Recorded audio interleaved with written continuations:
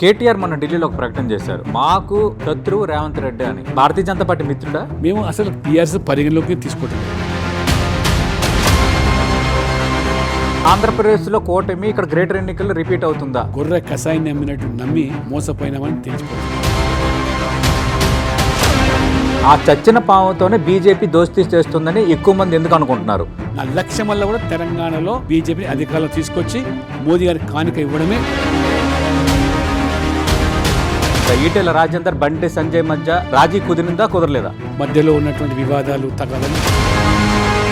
మీ ఇద్దరు తీరు ఈ విధంగానే ఉంటే ఖచ్చితంగా ఇద్దరు నష్టపోతారు. వాళ్ళ వ్యవహార శైలి, వాళ్ళ మాటలు. కేబినెట్ విస్తరణ, కేంద్ర మంత్రిగా లక్ష్మణ్, ఈ హెడ్లైన్ ఎప్పుడు చూడబోతుంది? వస్తే మంచిదని అందరూ భావిస్తున్నారు. భారతీయ జనతా పార్టీ తెలంగాణలో అధికారంలోకి వస్తుందా అంటే ఏమో. మీరు మెక్కిందంతా కక్కిస్తాం. మెట్రో ఫేజ్ 2 పైన కేంద్రం స్పందించట్లేదు. అంటే చెయ్యగలిగింది మాత్రం చెప్తాం, చెప్పింది మాత్రం చేస్తే. జగన్మోహన్ రెడ్డి మావిగన్ అంటున్నారు. ఇప్పుడు సీనియర్ పొలిటీషియన్ గా డాక్టర్ లక్ష్మణ్ కామెంట్ ఏంటి? మావిగన్లో అందులో పసలేదు, అందులో ఏమాత్రం రుచి లేదు, ఆయనకి ఏమైనా ఆరోగ్య సమస్య. స్పాట్లైట్ విత్ సతీష్ లో భాగంగా మనతో పాటు ఉన్నారు తెలంగాణ బీజేపీ ఎంపీ, ఆ పార్టీ అత్యున్నత నిర్ణాయక మండలి పార్లమెంటరీ బోర్డు మెంబర్, 3 జేపీసీల్లో కీలకంగా వ్యవహరిస్తున్న వ్యక్తి, అలాగే పార్టీ పరంగా అత్యంత కీలకమైన ఓబీసీ మోర్చా విభాగానికి జాతీయ చైర్మన్గా ఉన్న డాక్టర్ కె లక్ష్మణ్ గారు. లక్ష్మణ్ గారు నమస్తే సార్. నమస్తే. నమస్తే సార్. నాకు తెలిసి ఒక వ్యక్తి ఇన్ని పదవులు చాలా సమర్థవంతంగా నిర్వర్తించే వైను నేను ఈ మధ్యకాలంలో చూడలేదు. ఎట్లా డీల్ చేస్తున్నారు? ఒకవైపు 3 జేపీసీల్లో ఉన్నారు, ఆ 3 జేపీసీలు అత్యంత కీలకమైనవి. పార్టీ అత్యంత నిర్ణాయక మండలి పార్లమెంటరీ బోర్డు మెంబర్గా ఉన్నారు. మీ పార్టీ చాలా ఎప్పుడూ అధికారం చూడని రాష్ట్రాలు అధికారంలో వచ్చింది. మన బెంగాల్లో ఆల్రెడీ గెలిచారు, ఇప్పుడు నెక్స్ట్ తెలంగాణ అంటున్నారు, అది కూడా మనం మాట్లాడబోతున్నాం. అలాగే ఇక్కడ వ్యవహారాలకు సంబంధించి కూడా మీరే డీల్ చేస్తున్న పరిస్థితి కనిపిస్తోంది. ఎట్లా మేనేజ్ చేస్తున్నారు?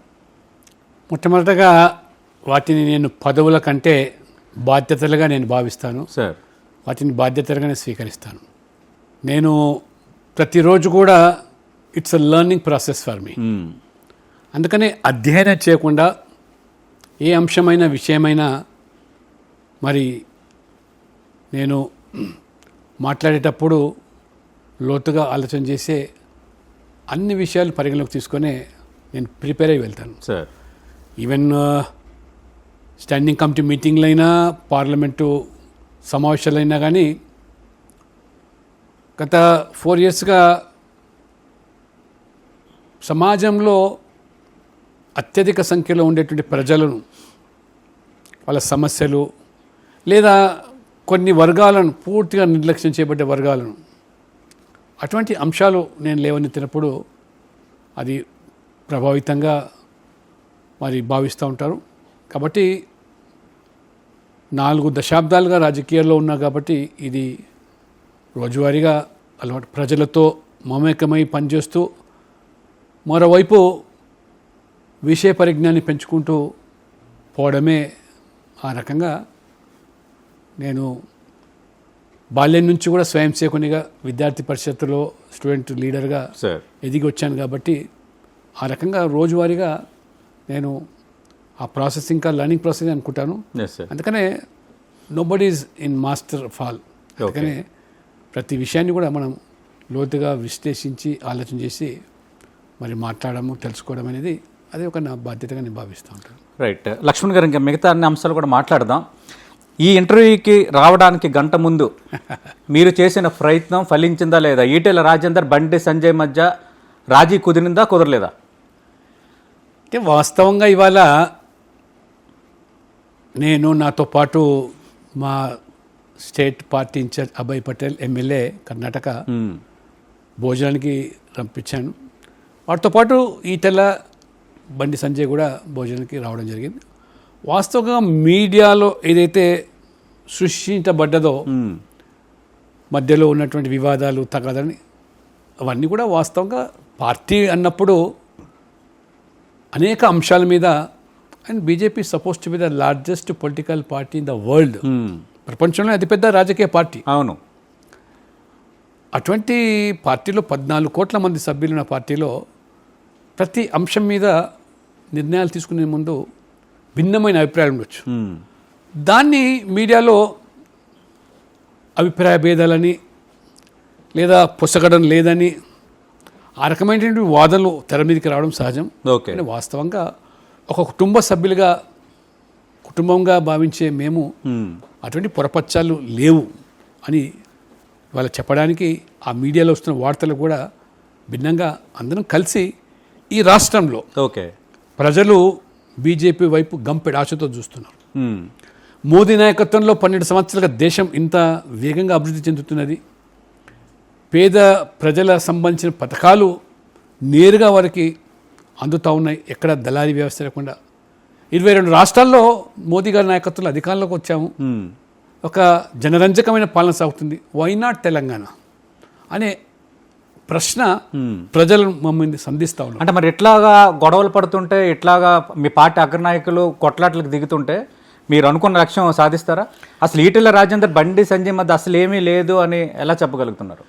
అది వాస్తవం. రాజకీయాల్లో నేను ఇంతకుముందు చెప్పినట్టుగా భిన్నమైన అభిప్రాయాలు ఉండొచ్చు, కానీ చివరికి నిర్ణయం అనేది అందరు కూర్చొని ఆలోచన చేసి మెజార్టీ నిర్ణయానికి అనుగుణంగా నడుచుకోవాల్సి వస్తుంది.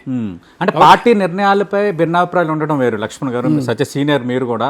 కానీ అక్కడ వర్గపోరు అన్నది ఇంకా క్లియర్ కట్గా ఎస్టాబ్లిష్ అయింది. మీరు ప్రారంభంలో ఒక మాట అన్నారు, ఇది ఒక మీడియా సృష్టి అన్నారు. పోస్టర్లు వేయటం మీడియా సృష్టి, ఒకరిపై ఒకరు ఇండైరెక్ట్గా మాట్లాడుకోవడం మీడియా సృష్టి.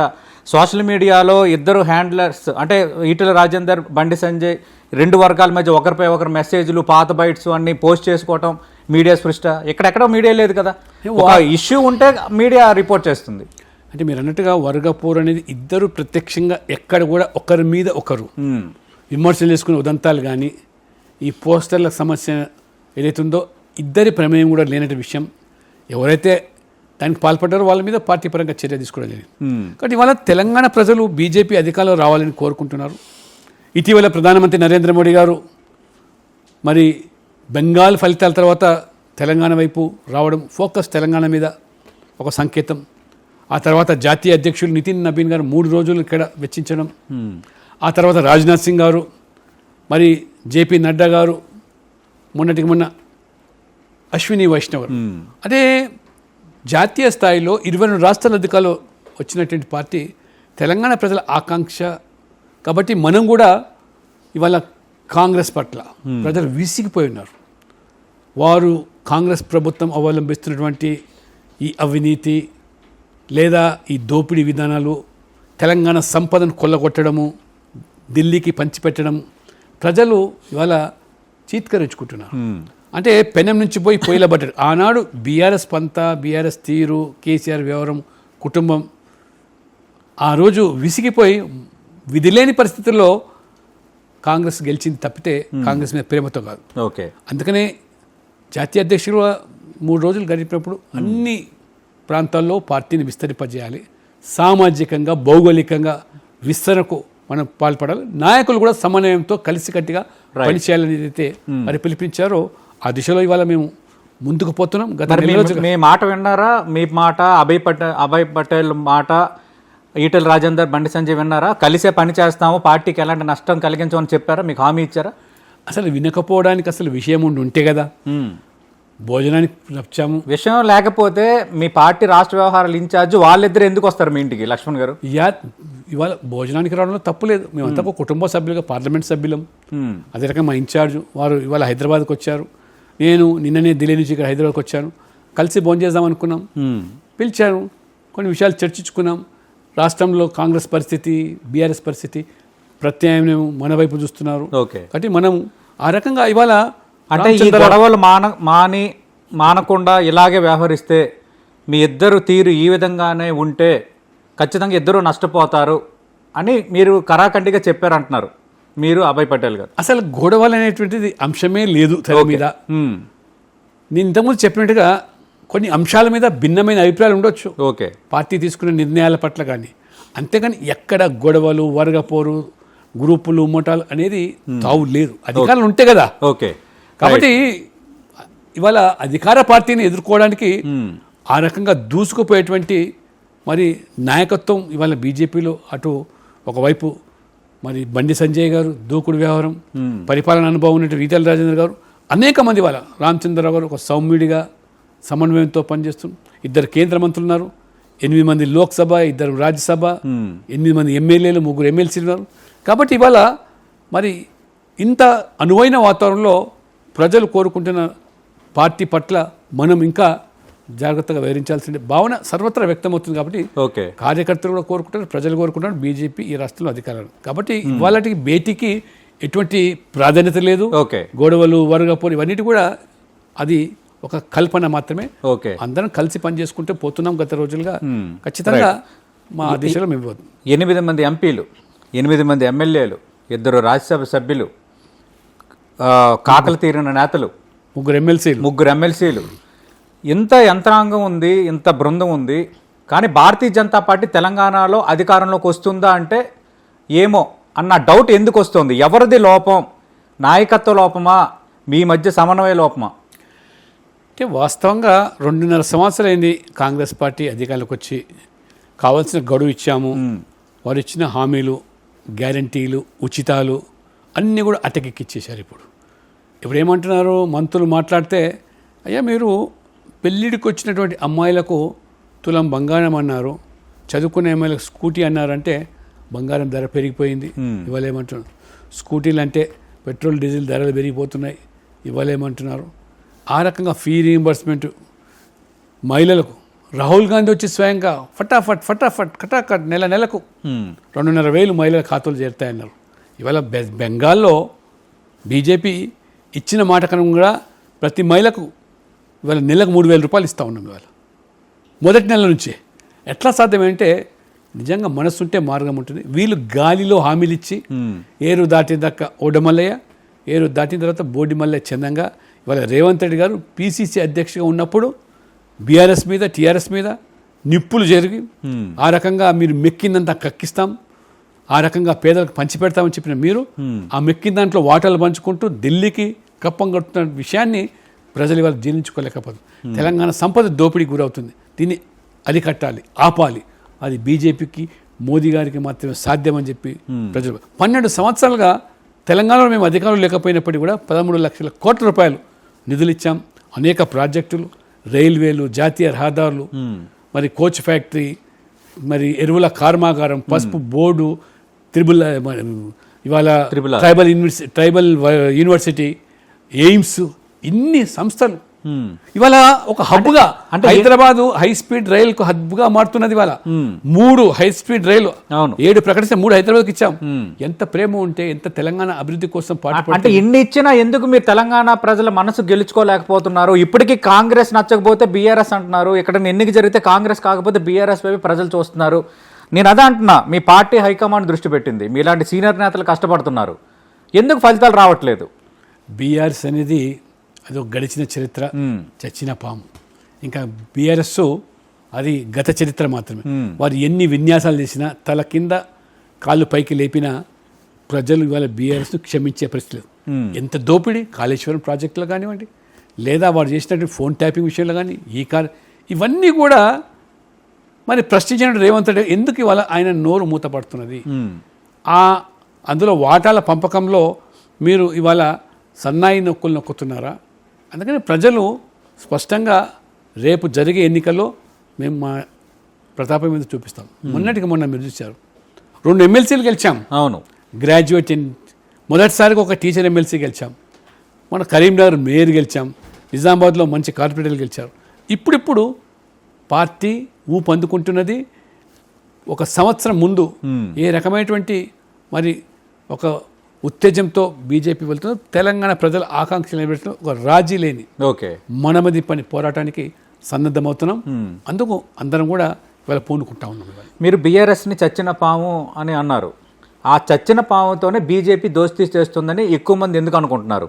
నిప్పు లేనిదే పొగరాదు కదా. టీఆర్ఎస్తో కలిసే ప్రసక్తే లేదు. బీఆర్ఎస్తో పొత్తు అనేటువంటి ప్రశ్నకు ఇవాళ అది ఉత్పన్నమే కాదు.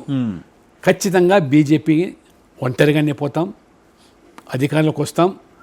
మోదీ తరహా పాలన ప్రజలు కోరుకుంటున్నారు, అవినీతి రహిత పాలన.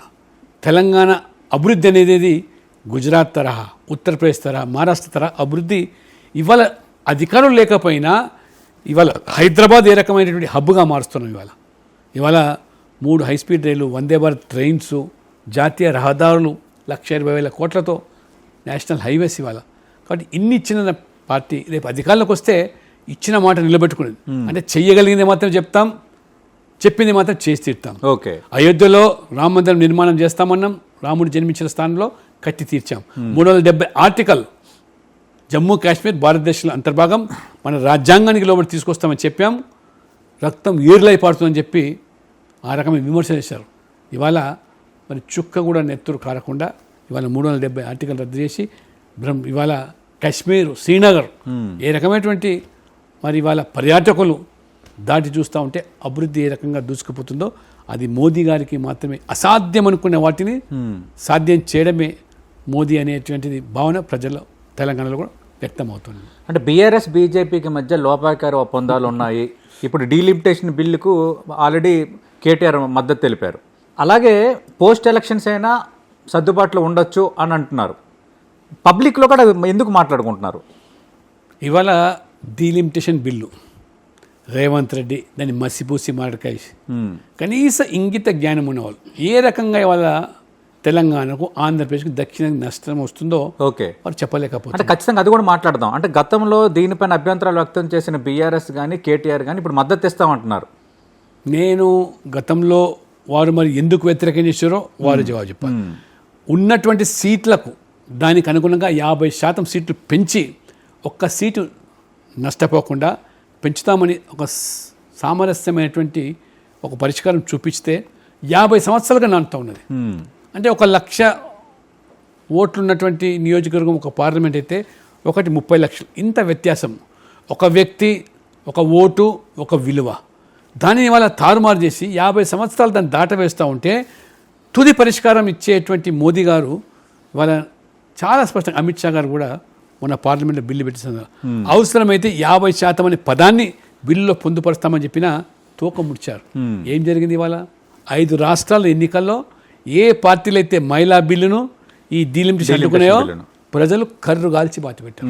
అటు కమ్యూనిస్టులను మరి కేరళలో, టీఎంసీను బెంగాల్లో, డిఎంకేను అడ్డుపడ్డటువంటి తమిళనాడులో, కాంగ్రెస్ను అస్సాంలో, ఈ రకంగా అన్ని రాష్ట్రాల్లో ఏ పార్టీలు అయితే మహిళా బిల్లును ఈ పునర్విభజన అడ్డుకున్నారో ప్రజాస్వామికంగా బుద్ధి చెప్పారు. అందుకని వీళ్ళ కన్విప్ అవుతున్నది. చాలామంది ఇవాళ మాట్లాడుతున్నారు. టీఆర్ఎస్ఏ కాదు, ఇవాళ సుప్రియా సోలే ఎన్సీపీ 50% అనేది మాకు మరి ఆ బిల్లులో ఉన్నట్టయితే తప్పకుండా ఆలోచన చేస్తామన్నారు. డిఎంకే సభ్యులు నాతో పార్లమెంట్లో మాట్లాడేటప్పుడు మాకు గతంలో ఏ శాతం అయితే మాకు సీట్లు మా రాష్ట్రానికి దక్షిణానికి ఉన్నాయో అదే శాతం మెయింటైన్ చేస్తే మేము ఎందుకు బలపరచమన్నారు. ఇవాళ కనీసం ఇవాళ నిజంగా వాళ్ళకు మెదడు ఉందా లేదా?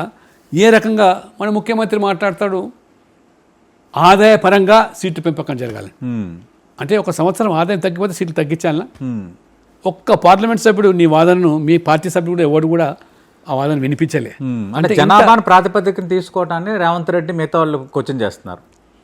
ఇవాళ జనాభా ప్రాతిపదికన కాదు కదా, మేము అవును ఉన్న సీట్లు ఎంత ఉన్నాయో, గతంలో ఏ రకంగా సీట్లు ఆనాడు జనాభా ప్రాతిపదికన ఏర్పడ్డాయో 50 సంవత్సరాల క్రితం, ఇప్పుడు జనాభా ప్రాతిపదిక తీసుకుంటే తెలంగాణకు, ఆంధ్రప్రదేశ్కు, దక్షిణానికి సీట్లు ఉన్న సీట్లు కూడా తగ్గిపోతాయి.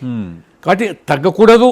జనాభా ప్రాతిపదికన కాకుండా ఉన్న సీట్లకు అనుగుణంగా ప్రోరేటా బేసిస్లో 50% పెంచుతామంటే దాన్ని ఇవాళ 17 ఎంపీలు ఉంటే 26 అవుతాయి. ఇవాళ 119 అసెంబ్లీలు ఉంటే రేపు 179 అవుతాయి. ఎక్కడ లోటు? కాబట్టి కేవలం మోదీ గారు చేసే ప్రతి మంచి పనిని అడ్డుకోవడమే అది కాంగ్రెస్ విధానం. కాంగ్రెస్కు తానా అని చెప్పి వాళ్ళు మునుగుతున్నారు, కాంగ్రెస్ కూడా మునిగిపోతూ ఉన్నది. ఓకే, మరి 20వ తారీఖు నుంచి వర్షాకాల సమావేశాలు స్టార్ట్ అవుతున్నాయి. ఈ సమావేశాల్లో డీలిమిటేషన్ బిల్లు, మహిళా రిజర్వేషన్ బిల్లుకు గ్రీన్ సిగ్నల్ వస్తుందా? అంటే 20 తారీఖు నాడు జరిగేటువంటి సమావేశాల్లో, వర్షాకాల సమావేశంలో రేపు బీఎస్సీలో మన నిర్ధారణ అవుతుంది. ఏ బిల్లులు ఈ సమావేశంలో వస్తాయని ప్రభుత్వం కూడా ముందుకు తీసుకొస్తుంది. ఎందుకంటే ఇవాళ పార్టీలో కూడా పార్లమెంటరీ బోర్డు మెంబరు చాలా కీలక వ్యక్తి, ఇది అందుకు అంటున్నాను, వచ్చే అవకాశం ఉందా లేదా? సమావేశము రేపు జరుగుతుంది. ఓకే, ఆ సమావేశం రేపు జరిగే దాంట్లో ఏ బిల్లులు ప్రవేశపెట్టాలి, మొదలు 130 బిల్ అంటే ముఖ్యమంత్రులు, ప్రధానమంత్రి మంత్రులు అవినీతికి పాల్పడ్డా వాళ్ళని వెంటనే 5 సంవత్సరాల శిక్ష పడి 30 రోజులు జైలు గడిస్తే వెంటనే వాళ్ళ పదవులు పోవాలని చెప్పి బిల్లు తీసుకొస్తే అంటే అవినీతి కొమ్ముగాసే విధంగా కాంగ్రెస్ పార్టీ ఆ బిల్లు అవసరమే లేదు.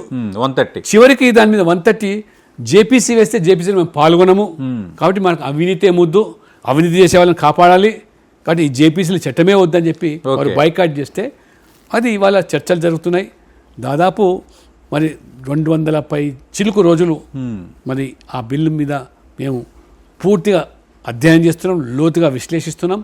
పకడ్బందీగా అంటే కొన్ని పార్టీలు అందులో మజ్లిస్ పార్టీ ఓవైసీ కానీ సుప్రియా సూలే కానీ ఇది కక్ష సాధింపు చర్యలకు దోహదపడుతుందంటే అటువంటి అనుమానాలకపోతున్న 130 అనేది మీ మాట వినని పార్టీలపైన, మీ మాట వినని నేతలపైన కక్ష సాధింపుకి బీజేపీ ప్రయోగిస్తుంది. అంటే ప్రతి చట్టం మీద ఏదో కోడిగుడ్డు మీద ఈ కలిపి వ్యవహరిస్తున్నారు.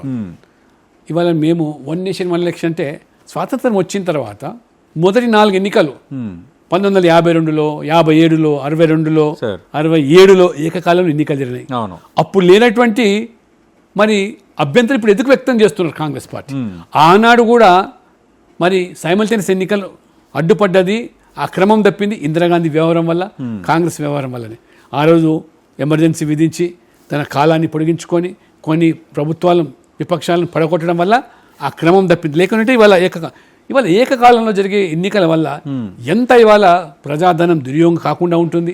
అదే రకంగా ప్రభుత్వ యంత్రాంగం పూర్తిగా ఎన్నికల నిమగ్నం అయితే ముఖ్యంగా పేద ప్రజలు అంటే ఇవాళ పేద ప్రజలు చదివే ప్రభుత్వ పాఠశాల టీచర్లు దాదాపు 3 నెలలు అదే పని మీద ఆ రకంగా వ్యయము, దాంతోపాటు అధికార యంత్రాంగం, పోలీస్ యంత్రాంగం ఇవన్నీ కూడా కట్టడి అవుతుంది. మోడల్ కోడ్ ఆఫ్ కండక్ట్ పేరు మీద ఏ అభివృద్ధి పనులు చేయలేకపోతున్నాం. మేము రాష్ట్రాలు తిరుగుతున్నప్పుడు చాలా మంది మంత్రులు, ముఖ్యమంత్రులు చెప్తున్నారు మా 5 సంవత్సరాల కాలంలో 3 సంవత్సరాలు లోక్సభ ఎన్నికలు, అసెంబ్లీ ఎన్నికలు, పంచాయతీ ఎన్నికలు, మళ్ళీ మున్సిపాలిటీ ఎన్నికలు 4 విడతలుగా జరిగితే ప్రతిసారి 50 రోజులు 60 రోజులు ఈ మోడల్ కూడా మధ్యలో ఉప ఎన్నికలు. ఎక్కడ మేము అభివృద్ధి మీద మా నాయకత్వం అంతా కూడా ఎన్నికల మీద దృష్టి పెట్టాలా, నాయకులంతా కూడా దీంట్లో పోతూ ఉన్నారు. కాబట్టి ఏకకాలంలో ఎన్నికలు జరగాలని అన్ని వర్గాలు కోరుకుంటున్నాయి. కానీ కాంగ్రెస్ మాత్రం అది కూడా మీ హయాంలో జరిగినప్పుడు అది సబబుగా ఉంది, ఇప్పుడు మాత్రం వద్దంటున్నారు. కానీ ప్రజలు గమనిస్తున్నారు. అందుకనే వరుస క్రమంగా ఈ రాహుల్ గాంధీ నాయకత్వంలో 3 ఎన్నికల్లో ఓడించినా వారికి బుద్ధి రావడం లేదు, కనువిప్పు కావడం లేదు. అదే కాంగ్రెస్ పార్టీ స్వీయ తప్పిదాలు ఉన్నాయి, అది నేను ఒప్పుకుంటున్నా. మీరు 3వ అధికారంలోకి వచ్చిన తర్వాత 2029 వరకు మీకు అవకాశం ఉంది. ఈ 2029 లోపు 1 నేషన్ 1 ఎలక్షన్ అనేది చూస్తామా? ఖచ్చితంగా ఒకే దేశం ఒకే ఎన్నికలు జరగబోతున్నాయా? 2029లో పార్లమెంట్తో పాటు మెజార్టీ రాష్ట్రాలు కలిసి ఎన్నికలు జరిగే అవకాశాలు చాలా స్పష్టంగా కనబడుతున్నాయి. ఎందుకంటే ఇప్పుడు 5 రాష్ట్రాలు లోక్సభతో ఎన్నికలు జరుగుతుంది. ఆంధ్రప్రదేశ్, ఒడిశా, కొన్ని తెలంగాణ కూడా ఉంది కాబట్టి కేసీఆర్ ముందస్తుకు 5 నెలలు పోవడం వల్ల తప్పించుకున్నాడు. ఇప్పుడు రేపు ఒక 6 నెలలో ఏడాదో వెనక ముందున్న వాటిని సర్ది చేసి 29లో నాకు తెలిసినంత వరకు తెలంగాణలో కూడా జమినీ ఎన్నికలు, మహిళా రిజర్వేషన్లతోని, సీట్ల పెంపుదలతోని జరిగే అవకాశాలు మెండుగా ఉండేటువంటి భావన నాకున్నది.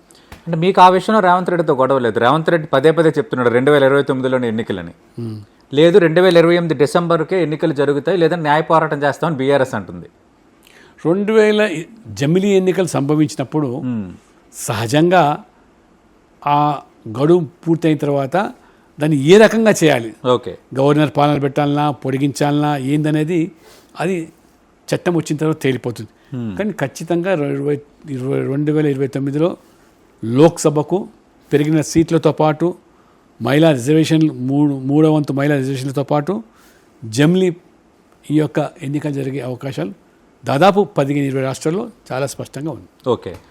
రైట్. లక్ష్మణ్ గారు, కేటీఆర్ మొన్న ఢిల్లీలో ఒక ప్రకటన చేశారు, మాకు శత్రువు రేవంత్ రెడ్డి అని. అంటే మరి భారతీయ జనతా పార్టీ మిత్రుడా? బీఆర్ఎస్ వ్యాఖ్యలకు లేదా వారి యొక్క వ్యవహారం అంటే కేవలం ఉనికిని కాపాడుకోవడానికి చేసే ప్రయత్నాలు, విన్యాసాలు తప్పితే ప్రజలు ఉద్యమ పార్టీగా గౌరవించి అధికారం ఇస్తే ఉద్యమకారులను మోసం చేశారు, విద్యార్థులను నట్టేట ముంచారు, ఆ రకంగా ప్రభుత్వ ఉద్యోగులను ఏ రకంగా మరి రాచి రంపాన పెట్టారు, రైతులను కేవలం ఒక కుటుంబం బాగుపడ్డది, కల్వకుంట్ల కుటుంబం తప్పితే ఇతరత కాదు. కాబట్టి వారికి ఎవరు శత్రువులు, ఎవరు ప్రత్యర్థులు మేము అసలు పిఆర్ఎస్ పరిగణలోకి తీసుకోవటం లేదు. దేశవ్యాప్తంగా మాకు ప్రధాన వాళ్ళు పరిగణలోకి తీసుకుంటున్నారు. కేటీఆర్ మరో స్టేట్మెంట్ చేశారు, ఖచ్చితంగా. మాకు రేవంత్ రెడ్డితో పోటీ కాదు, మాకు పోటీ బీజేపీతో అంటారు. ఇప్పుడు కాంగ్రెస్ కూడా అంటారు కదా, మాకు బీఆర్ఎస్ తో పోటీ కాదు బీజేపీతో అంటారు. అంటే దీన్ని బట్టి బీజేపీ ప్రధానమైనటువంటి పార్టీగా ఎదిగింది తెలంగాణలోని. 2 పార్టీలు గుర్తిస్తున్నాయి కాబట్టి మేము ఖచ్చితంగా రెండుటిని కూడా, ఈ 2 కూడా ఒక గూటి పక్షులే.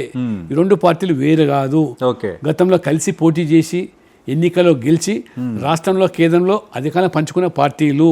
వాళ్ళ సహజ గుణాలు అవినీతి, సహజ గుణం కుటుంబ రాజకీయాలు, వారసత్వ రాజకీయాలు. 3వది అత్యంత ప్రాధాన్యత సంతుష్టికర విధానం, మైనార్టీ బుజ్జగింపు చర్యలు, పోటీపడి. నేను 4% ముస్లిం రిజర్వేషన్ ఇస్తా అని చెప్పి కాంగ్రెస్ అంటే 12% ఇస్తా అని తగుదనమ్మని అవును కేసీఆర్. మేనిఫెస్టోలో. ఇవన్నీ కూడా ఎంత స్థాయికి పోయాడండి రేవంత్ రెడ్డి గారు. కాంగ్రెస్ ఈజ్ ముస్లిమ్స్, ముస్లిమ్స్ అంటే కాంగ్రెస్. అంటే వేరే వర్గాలు అవసరం లేదు కదా. అదే పంతాలో మీరు వ్యవహరించారు బీఆర్ఎస్. కాబట్టి మిగతా వర్గాలు ప్రజలు ఆలోచన చేస్తున్నారు. మాకు కులాలకు, మతాలకు, ప్రాంతాలకు, భాషలకు అతీతమైనటువంటి పాలన కావాలి. అవసరం వచ్చినప్పుడు ప్రాంతాన్ని రెచ్చగొడతారు. ఓకే, లేదా వాళ్ళ రాజకీయం చెల్లినప్పుడు భాష మీదనో లేదా కులమో మతమో ఈ రకమైనటువంటి రాజకీయాలు. మోదీ గారి నినాదము విధానము సబ్కా సాత్, సబ్కా వికాస్, సబ్కా విశ్వాస్, సబ్కా ప్రయాస్. ఓకే, ఆ రకంగా అన్ని వర్గాల ప్రజలు. నార్త్ ఈస్ట్ స్టేట్స్లో చూడండి, వాళ్ళ బీజేపీ 1-2 సార్లు ఎందుకు గెలుస్తాం? అస్సాంలో గెలుస్తాం, అరుణాచల్ ప్రదేశ్లో గెలుస్తాం, మిజోరాం, మణిపూర్.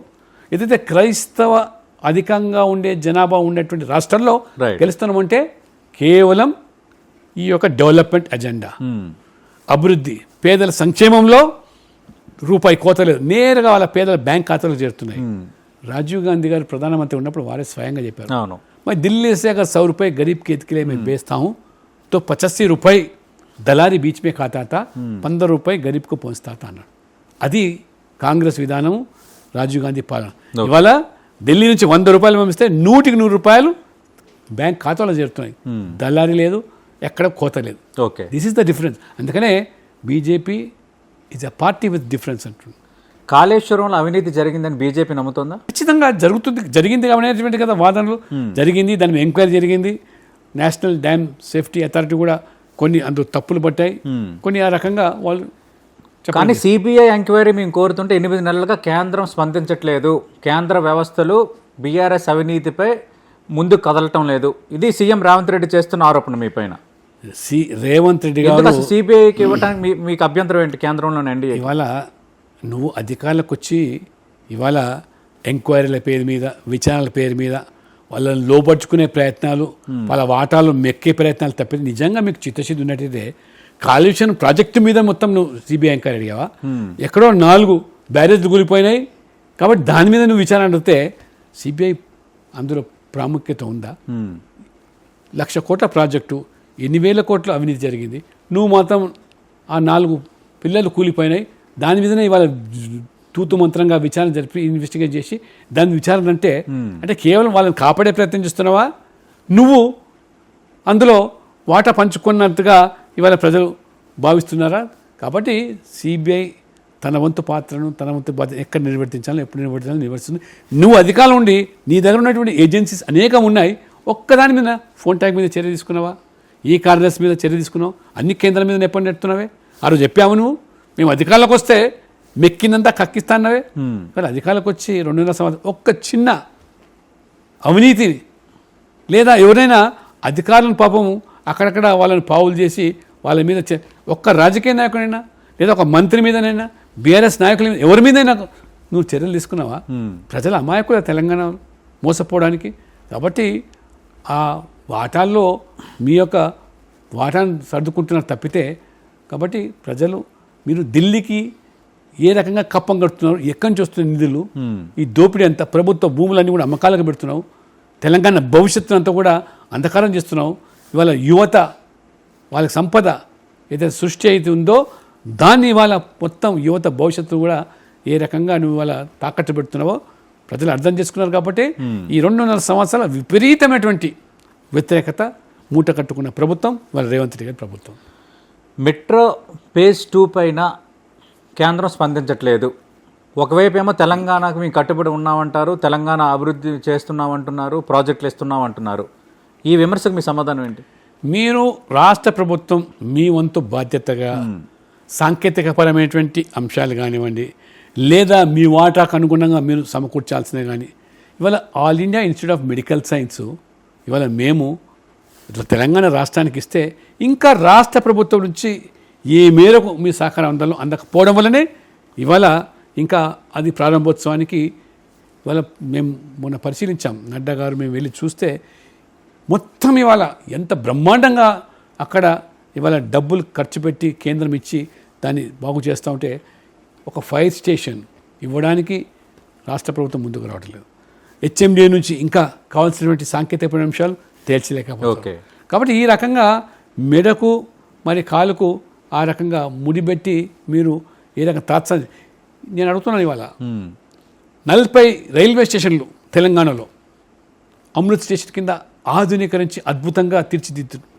ఇవాళ సికింద్రాబాద్ రైల్వే స్టేషన్ సమూలంగా మార్చి ఆధునీకరిస్తున్నాం. చర్లపల్లి టెర్మినల్, వరంగల్లో కోచ్ ఫ్యాక్టరీ, 3 విమానాశ్రయాలు ఇవాళ. ఈ పాపానికి ఇవాళ ఈ రాష్ట్రంని ఎన్ని సంవత్సరాలు పాలించారు కాంగ్రెస్ పార్టీ? కేంద్రంలో రాష్ట్రంలో ఒక్క విమానాశ్రయం తెచ్చారా? ఇవాళ 3 విమానాశ్రయాలకు అనుమతి. ఆ రకంగా తెలంగాణను అన్ని రంగాల్లో ఒక ఇన్ఫ్రాస్ట్రక్చర్ కల్పించి ఒక హబ్గా మ్యానుఫ్యాక్చరింగ్ హబ్గా, ఒక ఫార్మా హబ్గా, ఒక డిఫెన్స్ హబ్గా మేము మారుస్తూ ఉంటే ఇవాళ మీరు దాన్ని స్పందించకుండా, దాన్ని తగ్గట్టుగా ఒక వాతావరణం నిర్మాణం చేయకుండా, నిధులు లేమితో కొట్టుమిట్టాడుతున్న మీకు మేము ఇవాళ ఎన్ని రైల్వే ప్రాజెక్ట్స్, చివరికి మెదక్ ప్రజలు దేశమంతా కాంగ్రెస్ ఓడిస్తే ఇందిరాగాంధీ ఎక్కడ పోటీ చేసినా ఓడిపోతుంటే మెదక్ తీసుకొచ్చి ఆంధ్రప్రదేశ్ గెలిపిస్తే మీరు చేసింది ఉరగబెట్టింది. ఇవాళ నరేంద్ర మోడీ వచ్చిన తర్వాతనే మెదక్ రైల్వే స్టేషన్ కట్టించాం. ఇవాళ సిద్దిపేట రైల్వే స్టేషన్ మేము వచ్చిన తర్వాత ఇచ్చాం. కొమ్మరవెల్లి రైల్వే స్టేషన్ మల్లన్న దేవుణ్ణి ఎంతో ఆరాధ్యంగా కొలుచుకునేటువంటి తెలంగాణ భక్తులు వారి రైల్వే స్టేషన్ మేము ఇచ్చాం. మీరు ఎందుకు ఇవ్వలేకపోయారు? రేవంత్ రెడ్డి జవాబు చెప్పు దేనికి? ఇంత అభివృద్ధి చేస్తూ ఇన్ని నిధులు కల్పిస్తున్న మేము, ఇన్ని ప్రాజెక్టులకు ఇవాళ దోహదపడుతున్న మేము, మరి మీరు ఎందుకు చేయలేకపోయారు? ప్రభుత్వం తోకముడుస్తున్న చర్చకు రమ్మంటే రేవంత్ రెడ్డి గారు పార్లమెంట్లో సిద్ధమా చర్చకు, అసెంబ్లీలో సిద్ధమా? మేము ఈ 10 సంవత్సరాలు ఎన్ని ఇచ్చామో యూపీఐలో మీరు ఎంత చేశారు, ఈ 50 సంవత్సరాలు ఎంత చేశారో ఆయన చర్చకు. ఆయన ఒక సవాలు విసురుతున్నారు. నా 2 ఏళ్ల పాలనకి ఎన్డీఏ గవర్నమెంట్ 12 ఏళ్ల పాలనకి పోటీ పడదాం అంటున్నారు. నేను సిద్ధంగా ఉన్నాను. మా 2 ఏళ్ల పాలనలో ఎక్కువ అభివృద్ధి జరిగిందా, 12 ఏళ్ల పాలనలో తెలంగాణకి ఎక్కువ జరిగిందా, నేను రెడీగా ఉన్నాను అంటున్నారు. ఆ సవాల్ స్వీకరిస్తారా డాక్టర్ కె లక్ష్మి? తప్పకుండా ఆ పోటీకి మేము ఎందుకు సిద్ధంగా లేమంటే ఈ 2 ఏళ్ళు పాలన దోచుకున్న దోపిడీ మేము 12 సంవత్సరాలు కాదు, మేము 40 సంవత్సరాలు కూడా చేయలేము. అది బీజేపీ చేయలేదు. కాబట్టి మీ అభివృద్ధి అంతా కూడా మీ అవినీతిలో అభివృద్ధి జరిగింది. ప్రతి స్కీమ్లో స్కామ్ జరిగింది. ఏ మంత్రులను ఇవాళ కదిలిచ్చినా మీరు పుంకానులుగా ఇవి ఏ రకమైనటువంటి అవినీతి పాముల పుట్టెలుగా బయటకు వస్తున్నాయో రోజు మీరు చూస్తూ ఉన్నారు. కాబట్టి అభివృద్ధి గురించి మాట్లాడే మీకు నైతిక హక్కు లేదు. ఇవాళ నేను అడుగుతున్నాను కదా, ఒక మెదక్ నుంచి గెలిచిన ప్రధానమంత్రి అయితే కూడా చేయలేని దుస్థితి మీదుంటే ఇవాళ మేము ఏమీ లేకున్నా ఈ రాష్ట్రంలో లేము. కేంద్రం ఉదారంగా ఇన్ని రైల్వే స్టేషన్లు, ఇంత బ్రహ్మాండమైనటువంటి ఇవాళ కొత్త రైల్వే స్టేషన్, స్వాతంత్రం వచ్చి 70 సంవత్సరాలు రైలు చూడనటువంటి ప్రజలు తెలంగాణలో అంటే ఎంత ఆశ్చర్యకరం. అది దానికి బాధ్యులు మీరు కాదా? నువ్వు కాంగ్రెస్ కొత్త కావచ్చు, కానీ కాంగ్రెస్ పార్టీ ఈ రాష్ట్రాన్ని పాలించింది కదా. కాంగ్రెస్ నాయకుడిగా ఇవాళ నువ్వు జవాబు చెప్పాలి. దాన్ని సవాల్ స్వీకరించి, అంతేగాని ఈ 12 సంవత్సరాలు మేమేం చేశామో, మీ 50 సంవత్సరాలు కాంగ్రెస్ పార్టీ రాష్ట్రంలో చేసిందో దాన్ని సవాల్ మేము స్వీకరిస్తున్నాం సిద్ధంగా. కర్ణాటక ఈ హయాంలో రామగుండం నిర్మల కర్మాగారం మూతపడితే 6,300 కోట్లు ఖర్చు పెట్టి ఇవాళ రైతులకు ఎరువులు అందుబాటులో తీసుకొచ్చేదానికి తెలంగాణ, ఆంధ్రప్రదేశ్ దక్షిణాది రైతులకు ఇవాళ అందుబాటులో తీసుకొచ్చాం మేము. అది మీ హయాంలో పరిశ్రమలు మూతపడ్డాయి. మూతపడ్డ వాటిని తెరిపిస్తున్నాం మేము. ఇది వ్యత్యాసం. కర్ణాటకలో కాంగ్రెస్ అధికారంలో ఉంది, భారతీయ జనతా పార్టీ కీలకంగా ఉంది. అక్కడున్న వైరం తెలంగాణలో లేదు. ఇక్కడ ప్రభుత్వ తప్పిదాలపైన గట్టిగా భారతీయ జనతా పార్టీ నేతలు మాట్లాడటం లేదు. ఈ విమర్శకు మీ దగ్గర ఉన్న సమాధానం ఏంటి? మాట్లాడలేకపోవడం అనేది వాస్తవం. అంటే చూసి చూడనట్టుగా వ్యవహరిస్తున్నారు కొన్ని విషయాలు. అసెంబ్లీలో సందర్భం వచ్చినప్పుడు మేము గొంతు విప్పుతున్నాం, పార్లమెంట్లో మేము మాట్లాడుతున్నాం, ఇక్కడ మేము ఉద్యమాలు చేస్తున్నాం, పోరాటాలు చేస్తున్నాం. ఫీ రియంబర్స్మెంట్ విషయంలో చూడండి, 8,000 కోట్ల రూపాయలు ఉన్నత విద్యకు ఇవాళ ఎస్సీ ఎస్టీ బీసీ పిల్లలు నోచుకోకుంటున్నారంటే ఎందుకు ఇవ్వలేదంటే మేము ఇవ్వలేము పో అంటున్నారు. ఏ రకంగా తప్పించుకుంటున్నారో ఇవన్నీ కళ్ళ కట్టినట్టుగా ప్రజలకు అర్థం చేస్తున్నాం. కార్యక్షేత్రంలో కార్యక్రమాల ద్వారా ధాన్యం కొనుగోలు సకాలంలో చేయలేకుండా కేంద్రం నిధులు ఇచ్చిన విరివిగా మీరు చేయలేకపోతున్నారు. ఏ రకంగా ఇవాళ మా ఎమ్మెల్యేలు కార్యకర్తలు జిల్లాల్లో ఆ రకంగా. కాబట్టి ప్రజలు ఇవాళ ఖచ్చితంగా అర్థం చేసుకుంటున్నారు. కాబట్టి బీజేపీ ప్రత్యామ్నాయ భావన వచ్చింది కాబట్టి మేము అంత విశ్వాసంతో మేము చెప్పగలుగుతాం. రేపు ఈ కాంగ్రెస్ను ఎదుర్కొంటాం, ఖచ్చితంగా అధికారంలోకి వస్తాం. 2028 సరే, రేవంత్ రెడ్డి అన్నట్టుగా 2029 అనుకుందాం. మీరు వన్ నేషన్ వన్ ఎలక్షన్ అనేదానికి సాధ్యాలు ఉన్నాయని చెప్తున్నారు. కాబట్టి త్వరలో జరగబోతున్న గ్రేటర్ ఎన్నికలు ఒక రెఫరెండం అని చాలామంది అంటున్నారు. భారతీయ జనతా పార్టీ తీసుకుంటుందా? వారు ఎన్ని రకాల కుట్రలు బండి మజ్లిస్ పూర్తిగా లోబడి ఉన్న హైదరాబాద్ 3 ముక్కలు చేశారు. మజ్లిస్కి అప్పకట్టడానికి ఖచ్చితంగా దాన్ని ఎదుర్కొంటాం. మేము ఈ హైదరాబాద్ ఎన్నికల్లో గెలిచి తీరుస్తామనే సంపూర్ణ నమ్మకం. ఎందుకు మీరు ఎస్ఐఆర్ని ఇవాళ తప్పుపడుతున్నారు? దాన్ని రాజకీయం చేస్తున్నారు. అది ఒక రాజ్యాంగ ప్రక్రియ. ఇవాళ కేవలం బెంగాల్లో 90 లక్షల ఓట్లు పోయాయి, ఇక్కడ 1 కోటి ఓట్లు పోతాయి, జాగ్రత్త అని రేవంత్ రెడ్డి అంటున్నారు. మీరు చొరబాటుదారుల ఓట్ల ద్వారా, బంగ్లాదేశ్ వాళ్ళ ఓట్ల ద్వారా, రోహింగ్యాల ఓట్ల ద్వారా ఎన్నికలు గెలవాలనుకుంటున్నారు. గెలుస్తున్నారా? అదేనా కారణం? అందుకనే చనిపోయిన వాళ్ళ ఓట్లు, ఇతర దేశస్తుల ఓట్లు ఇవాళ ప్రక్షాళన చేస్తామంటే ఎందుకు అభ్యంతరాలు, ఎందుకు అడ్డంకు? అంతేకాకుండా ఎందుకు ఇవాళ బీజేపీ అనుకూలమైన ఓట్లు తొలగించడానికే మీరు మజ్లిస్ ఇవాళ బీఆర్ఎస్ ఏ రకంగా రాద్ధాంతం చేస్తున్నారు? ఇది ఒక కాన్స్టిట్యూషనల్ ప్రాసెస్. ఇది ఒకవైపు దాంట్లో పాల్గొంటూనే ఏ రాద్ధాంతం చేయడం ఎందుకంటే ఈ దొంగ ఓట్లను తీసివేయకుండా మీరు ఏ రకంగా మీ యంత్రాంగంతో కుట్రలు పండుతున్నారో ప్రజలు గమనిస్తున్నారు. ఖచ్చితంగా రేపు జరగబోయేటువంటి 3 కార్పొరేషన్ ఎన్నికల్లో బీజేపీ కాషాయ జెండా ఎగరడం ఖాయం. కనీసం ఇప్పుడు వర్షాకాలం, కొద్ది వర్షాలు మీ వల్ల సకాలంలో నీళ్లు లేకపోవడం వల్ల అల్లాడిపోతున్న హైదరాబాద్, తాగడానికి నీళ్ళు లేకుండా పోతుంది ఇవాళ. మళ్ళీ అదే ఈరోజు మరి ఏ రకంగా ఈరోజు మరి వాటర్ ట్యాంకుల ద్వారా నీళ్లు పొందే దుస్థితి హైదరాబాదు, అంతర్జాతీయ ఖ్యాతిగాంచిన హైదరాబాద్ ఏ దుస్థితికి తీసుకొస్తున్నారో ఇవాళ ప్రజలు చూస్తూ ఉన్నారు. ఇవాళ ఇప్పుడు గ్రేటర్ హైదరాబాద్ ఎన్నికలు త్వరలో రాబోతున్నాయి. గతంలో మీరు సవాళ్ళు విసిరారు, సత్తా చాటారు.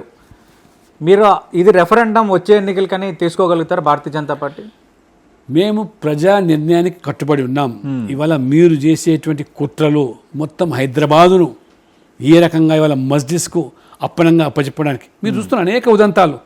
ఇవాళ హిందూ అమ్మాయిలు విద్యార్థులకు కల్మా చదివిస్తూ ఉంటే, లేదా ఇవాళ ఫాతిమా కాలేజ్ పైన చెరువును ఆక్రమించి కట్టుకుంటే, లేదా ఆర్మూర్లో ఒక బడిలో మరి ఆ రకమైన నమాజులు చేస్తూ ఉంటే ఏ స్థాయికి ఇవాళ ఈ ప్రభుత్వం దిగజారింది. వాళ్ళు కేవలం ముస్లింల ఓట్ల కోసం కక్కుర్తి పడుతూ ఈ రకంగా విచ్చలుడిగా చేస్తూ ఉంటే మిగతా ప్రజలు ఆలోచిస్తారు. ఇవాళ ఉనికిని కాపాడుకునే పరిస్థితికి వాళ్ళు వస్తున్నారంటే కాంగ్రెస్ కానీ పోటీ పడుతున్నారు మజ్లిస్ ముస్లిం ఓట్ల కోసం. ఇవాళ ముస్లిం అందరినీ బీసీ జాబితాలో చేర్చి బీసీల పొట్టగొడుతూ ఉంటే వైద్యం చూస్తున్నటువంటి బీఆర్ఎస్ కాంగ్రెస్ ఖచ్చితంగా ఈరోజు మతపరమైన రిజర్వేషన్లను కూడా ధీటుగా ఎదుర్కొనేది ఒక బీజేపీ మాత్రమే. ఈ రకంగా మత రాజకీయాలను అడ్డుకట్ట వేసింది. ఆనాడు రజాకారులను ఏ రకంగా తెలంగాణ జాతి ఎదుర్కొన్నదో, ఏ రకంగా ఆ నిజాం గోరి కట్టడానికి మొత్తం తెలంగాణ ఒకటైందో, కులాలకు అతీతంగా ప్రజలందరూ కూడా బీజేపీ గొడుగు కింద ఈ తెలంగాణను, హైదరాబాద్ను మజ్లిస్ కబంధ హస్తాల నుంచి విముక్తి చేయడానికి ఒకటవుతున్నారు ప్రజలు. దానికి మేము అండగా ఉంటాం, పూర్తి భరోసా కల్పిస్తాం. హైదరాబాద్ ఆనాడు సర్దార్ వల్లభాయ్ పటేల్ చొరవ వల్ల ఏ రకంగా భారతదేశంలో విలీనమైందో, ఈ రోజు భారతీయులుగా చలామవుతాం, తెలంగాణ వాదులుగా కొనసాగుతున్నామంటే అది సర్దార్ వల్లభాయ్ పటేల్. కాబట్టి అటువంటి పరిస్థితి మళ్ళీ తీసుకొచ్చే కుట్రలు పంటున్న ఈ పార్టీకి మేము బుద్ధి చెప్పడానికి, మూసీ పరిరక్షణకు సాయం చేయలేని పార్టీ, మెట్రో ఫేజ్ 2కి సాయం చేయలేని భారతీయ జనతా పార్టీ రేపు పొద్దున ఏ ముఖం పెట్టుకుని ఓట్లు అడుగుతుంది? ఇది రేవంత్ రెడ్డి హైదరాబాద్లో కార్యక్రమాల్లో అడుగుతున్న ప్రశ్న.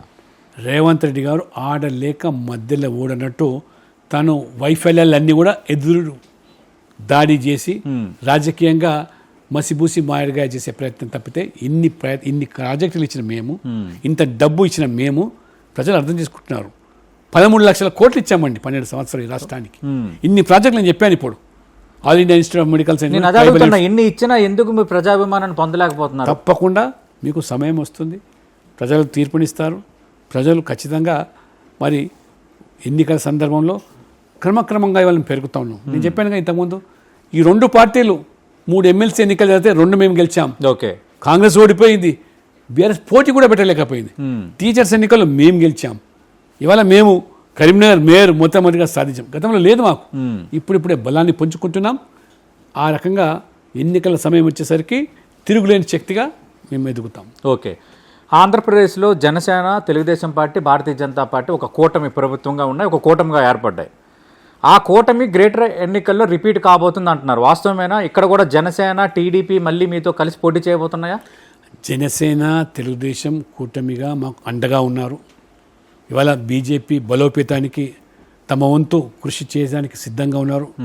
ఇవాళ ఎక్కడ కూడా పొత్తుల్లో భాగంగా సీట్ల అంశం ఎక్కడ కూడా చర్చకు రాలేదు. మేము మాకున్న బలాన్ని మేరకు ఒంటరిగా పోటీ చేయాలని తలంపుతో మేము పోతున్నాం. మాకు జనసేన, తెలుగుదేశం ఖచ్చితంగా అండగా ఉంటుందని చెప్పి మేము పూర్తిగా మేము భావిస్తాం. అండగా ఉండడం వేరు, కలిసి పొత్తులో భాగంగా పోటీ చేయటం వేరు. ఆంధ్రప్రదేశ్లో కూటమి ఇక్కడ గ్రేటర్ ఎన్నికల్లో రిపీట్ అవుతుందా? కలిసి పొత్తులో పోటీ చేసే సందర్భం రాలేదు తెలంగాణలో. ఎందుకంటే ఇక్కడ తెలుగుదేశం అనుకూలమైన ఓటర్లు ఉన్నారు, జనసేనకు అనుకూలమైన ఓటర్లు ఉన్నారు. ఇప్పుడు ఆ పార్టీలు కోల్పోయిన ఉనికిని సాధించడానికి ప్రయత్నం చేస్తారు. చాలా సంతోషం. ఆ అనుకూలమైన ఓటర్లను ఈ 2 పార్టీలు ప్రభావితం చేసి వాళ్ళ ఖచ్చితంగా బీజేపీకి అనుకూలమైనటువంటి వారు విధంగా మార్చేటువంటి ప్రయత్నాలు చేస్తారు. కాబట్టి కూటమిగా పోటీ చేయాలనే ఆలోచన ఇప్పటి వరకు మాకు లేదు. తెలుగుదేశం అనుకూల ఓటరు రేవంత్ రెడ్డి ఓటర్గా మారిపోయాడు గ్రేటర్ హైదరాబాద్లో, తెలంగాణలో అంటున్నారు. వాస్తవేనా? అది గతం. మీరు భవిష్యత్తు చూడండి. ఎందుకంటే గొర్రె కషాయాన్ని నమ్మి మోసపోయినామని తెలిసిపోతున్నారు. ఎందుకంటే వాళ్ళ వ్యవహార శైలి, వాళ్ళ మాటలు ఏ రకంగా మొత్తం హైదరాబాదును మస్జిద్కు అంటకట్టే ప్రయత్నాలు. ఇవాళ ఎక్కడ హైదరాబాద్ రియల్ ఎస్టేట్ అంతా కూడా డమాలు కావడము, కాంట్రాక్టర్లు ఆత్మహత్యలు చేసుకునే వాళ్ళు, బిజినెస్ చేసిన వాళ్ళందరూ కూడా అప్పులు పాలైపోయి వడ్డీలు కట్టలేక వాళ్ళ నడ్డీలు విరిగిపోతున్నాయి, దిక్కుతోచని పరిస్థితిలో ఉన్నారు. హైదరాబాద్ పూర్తిగా ఏ రకంగా ఇవాళ మొత్తం భూస్థాపితం చేశారో రేవంత్ రెడ్డి గారు. ఇవాళ హైదరాబాద్లో ఇవాళ బిల్డర్స్ కానీ, రియల్ ఎస్టేట్ కానీ మొత్తం బీజేపీ వైపు మోదీ గారు ఆశతో చూస్తున్నారు. 2 సంవత్సరాలు ఓపిక పడితే బ్రహ్మాండంగా తెలంగాణను గుజరాత్ తరహాగా, యూపీ తరహా అభివృద్ధి, మహారాష్ట్ర లాంటి అభివృద్ధిని ఖచ్చితంగా మేము చేసి తీరుతాం. ఇక్కడ ఇంకో చర్చ అంటే, ఒకవేళ కూటమిలా ఇక్కడ పోటీ చేయకపోయినా పవన్ కళ్యాణ్ ప్రచారం చేస్తారు అంటున్నారు. అలాంటి ప్రయత్నం ఏమైనా చేస్తారా? పవన్ని కనీసం ప్రచారంకి వాడతారు మీ అలయన్స్ పార్టీగా? తప్పకుండా. ఎన్నికలు వచ్చిన సమయంలో పవన్ కళ్యాణ్ గారు కానివ్వండి, చంద్రబాబు నాయుడు గారు కానివ్వండి, నారా లోకేష్ గారు కానివ్వండి, ఖచ్చితంగా వారి సహకారాన్ని అందిస్తాం, వారి సహాయాన్ని తీసుకుంటాం. ఇక్కడ తెలంగాణలో బీజేపీ గెలుపుకు అన్ని విధాలుగా కూడా అండగా ఉండేదానికి వారు కూడా సుముఖంగా ఉన్నారు. ఈ కూటమి అనేది పగడ్బందీగా మొన్న మీరు చూశారు. అమరావతి విషయంలో ఏ రకంగా ఇవాళ కేంద్ర ప్రభుత్వం పార్లమెంట్లో చట్టం తీసుకొచ్చి ఒక పూర్తి భద్రత, ఆ రైతులు చేసిన పోరాటానికి బాధ్యతగా వాళ్ళ త్యాగాలకు ఏ రకంగా నిలబడి ఒక చట్టాన్ని తీసుకొచ్చామో, ఒక విశ్వాసాన్ని కల్పించామో, భద్రత కల్పించామో, అదే తరహాలో కూడా ఇవాళ ప్రజలు కోరుకుంటున్నారు. చట్టం అయితే వచ్చింది, బట్ జగన్మోహన్ రెడ్డి మావిగన్ అంటున్నారు. ఇప్పుడు మచిలీపట్నం, విజయవాడ, గుంటూరు వచ్చే ఎన్నికలు మావిగన్ వర్సెస్ అమరావతి అంటున్నారు. దానిపైన ఒక సీనియర్ పొలిటీషియన్గా డాక్టర్ లక్ష్మణ్ కామెంట్ ఏంటి? సతీష్ గారు, రాజ్యసభలో పార్టీ నాకు అవకాశం ఇచ్చింది అమరావతి రాజధాని మీద మాట్లాడమని చెప్పి. నేను చాలా స్పష్టంగా మాట్లాడారు, చూశాను కాబట్టి మీకు. కాబట్టి నేను చాలా స్పష్టంగా, నాకు నిజంగా నవ్వు వస్తుంది. 5 సంవత్సరాలు ముఖ్యమంత్రి ఉన్న జగన్మోహన్ రెడ్డి గారు ఎన్నడూ మావిగా ఊసెత్తని నీవు ఆ రోజు ఆంధ్రప్రదేశ్కు 3 రాజధానులని చెప్పి 3 ముక్కలు చేసి ఆ రకంగా ప్రజల జీవితాలతో చెలగాటమాడిన నీవు ఇప్పుడు ఏదో నిద్రలో కలబడ్డట్టుగా మావిగా నేను మంగళగిరి, విజయవాడ, ఇవాళ గుంటూరు అని చెప్పి అబాసు పాలు చేస్తుంటే, ఎవ్వరు కూడా పెట్టుబడిదారులు అమరావతికి రాకుండా, అభివృద్ధి చెందకుండా, రాజధాని నిలబడకుండా మీరు ఒక పైశాచిక ఆనందం పొందడానికి చేస్తుంటే ఈ యొక్క ప్రకటనలు తప్పితే ఇతరత్ర మావిగన్లో అందులో పస లేదు, అందులో ఏమాత్రం రుచి లేదు. నాకైతే అనుమానం ఉంది ఆయనకి ఏమైనా ఆరోగ్య సమస్యలు అని. ఓకే. ఎన్నికలు వచ్చేసరికి మావి అని పోయి ఇంకేమైనా గన్ను వస్తుందా డౌట్ వస్తుంది. అసలు నువ్వు ఆ రోజు 3 రాజధానులు అని చెప్పి ఓకే. ఇవాళ కొత్తగా ఏనాడైనా మావిగా నుంచి మాట్లాడి నీ మన ప్రయత్నం ఒక్క రాజధాని కూడా నువ్వు అభివృద్ధి చేయ నీవు మాట్లాడే నైతిక హక్కులు ప్రజలు అర్థం చేసుకున్నారు. ఓకే. ఇది నిజంగా మీరు ఆల్రెడీ అమరావతి రాజధాని అనే చట్టం కూడా అయ్యింది కదా, అయిపోయింది. గెజెట్ నోటిఫికేషన్ కూడా వచ్చింది. అయిపోయింది. ఇప్పుడు జగన్మోహన్ రెడ్డి మావిగా అని అంటున్నారు. మరి అది ఏమైనా రేపు పొద్దున్న సాధ్యమయ్యేదన్నా ఆల్రెడీ చట్టం అయింది కాబట్టి. ఇది పిల్ల కాంగ్రెస్ పిల్ల చేష్టలు. ప్రజలు నవ్వుకుంటున్నారు. అసలు జగన్మోహన్ రెడ్డికి ఏమైంది, ఎందుకు ఈ రకంగా మాట్లాడుతున్నాడు. కాబట్టి ప్రజలు సరైన పద్ధతిలో వారికి ప్రజాస్వామ్యంగా తీర్పు చెప్తారు, బుద్ధి చెప్తారు. వాళ్ళ పార్టీలోనే వాళ్ళు నవ్వుకుంటున్నారు. పూటకొక మాట. అప్పుడు 3 మొక్కలు చేసి రాజధానులు అని చెప్పి 3 రాజధానులు అని చెప్పి ఇప్పుడు మావిగాని ఎక్కడి నుంచి వచ్చింది. అంటే కేవలం అమరావతి అభివృద్ధి కాకూడదు, అమరావతికి పెట్టుబడిదారులు ఎవరు రాకూడదు, మేము వస్తే మళ్ళీ రాజధాని మార్చేస్తామని చెప్పి ఈ రకమైన ప్రజలను భయాందోళనకు గురి చేసేటువంటి కుట్రపూరితమైన చర్యలు తప్పితే ఇతరత కాదు. ఖచ్చితంగా జగన్ పంతా మార్చుకోవాలా. ప్రజల జీవితాలతో చెలగంట మాడితే మొన్న ఇచ్చిన తీర్పు ఏదైతుందో దానికి ప్రతిపక్ష హోదా కూడా అంటే ఏం చూసుకొని జగన్మోహన్ రెడ్డి అంతగా సవాల్ విసురుతున్నారు. వచ్చే ఎన్నికలు మావిగన్ వర్సెస్ అమరావతి అంటున్నారు. దాన్ని బట్టి అర్థం చేసుకోవాలి ఆయనకి ఎటువంటి ఎజెండా లేదని అక్కడ. అంటే మీకు అభివృద్ధి మీద మాట్లాడు, సంక్షేమ పథకాల మీద మాట్లాడు, ప్రభుత్వం ఏదైనా విధానాల మీద మాట్లాడు. మావిగన్ అనే అంశానికి వచ్చినామంటే ఇవాళ బీజేపీ, టీడీపీ, జనసేన అంటే నరేంద్ర మోడీ గారు, చంద్రబాబు నాయుడు గారు, పవన్ కళ్యాణ్ ముగ్గురు నాయకత్వంలో ఆంధ్రప్రదేశ్ అభివృద్ధి దూసుకుపోతూ ఉంటే ఏ విషయంలో మాట్లాడానికి అజెండా లేదు. కాబట్టి ఈ అజెండాను తెర మీద తీసుకొచ్చి ప్రజలు ఆయమైన గురి చేసే ప్రయత్నం ఇతరత్ర కాదు. ఓకే. కేబినెట్ విస్తరణ, కేంద్ర మంత్రిగా లక్ష్మణ్, ఈ హెడ్లైన్ ఎప్పుడు చూడబోతున్నాం? అది నిర్ణయించాల్సింది ప్రధానమంత్రిగా నరేంద్ర మోడీ గారు. ఎవరు తన ప్రభుత్వంలో మంత్రులుగా ఉంటే బాగుంటుంది అనే ఆలోచన పూర్తి బాధ్యత వారిది. కాబట్టి ఒక సామాన్య కార్యకర్తగా పార్టీ నాకు అనేకమైన బాధ్యతలు ఇచ్చింది. ఈ 40 సంవత్సరాల సుదీర్ఘ రాజకీయ జీవితంలో ఎమ్మెల్యేగా పనిచేశాను, ఎంపీగా చేశాను, రాష్ట్ర అధ్యక్షుడిగా ఉన్నాను, ఫ్లోర్ లీడర్గా పనిచేశాను. ఏ బాధ్యత ఇచ్చినా నిర్వర్తించడానికి సామాన్య కార్యకర్తగా నిర్వర్తించడానికి సిద్ధంగా ఉన్నాను. అది పార్టీ ప్రభుత్వం నిర్ణయం చేయాలా. మోదీ గారు, మా పార్టీ అధ్యక్షులు నితిన్ నబీన్ గారు నా సేవలు ఎక్కడ అవసరమని భావిస్తే అక్కడ తప్పకుండా చేస్తాను. నా లక్ష్యం వల్ల కూడా తెలంగాణలో బీజేపీని అధికారంలో తీసుకొచ్చి మోదీ గారికి కానుక ఇవ్వడమే నా లక్ష్యంగా నేను భావిస్తాను. ఈసారి డాక్టర్ లక్ష్మణ్కి కేబినెట్లో బెర్త ఖాయం, ఇది బాగా ఎక్కువగా వినిపిస్తుంది ఈసారి. సరే, వినపడంలో మరి మీడియాలో వచ్చే వార్తల సంకేతాలు మీ పార్టీ నుంచి ఏమైనా ఉన్నాయా? ఇటువంటివి ఇంతవరకు నా దృష్టికి రాలేదు. నాతో ఎవరు కూడా ఆ విషయంలో చర్చ జరగలేదు. ఇవన్నీ కూడా చర్చించి నిర్ణయాలు తీసుకునే అంశాలు కాదు.